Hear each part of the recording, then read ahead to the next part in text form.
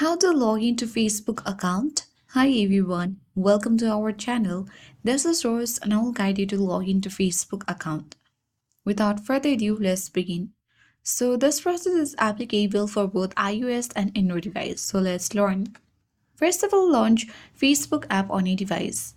You will simply access the login section where you have to enter all the credentials including your mobile number or email. Tap the password section and you can enter the password. In case you forget the password, tap forget password link underneath login button and recover your password. If you haven't yet created account, tap create new account button and create a new account. So let's enter all the credentials right here and select login button. So if you wish to save your login info, you can tap on save, otherwise select not now.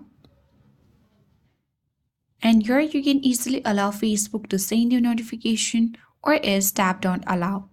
In this way, you can successfully log into your Facebook account either on Android device or Android. So either on your iOS or Android. I hope this guide was helpful. If it was, then do like. Share, comment, and don't forget to subscribe. Thanks for watching, and I will see you in the next video.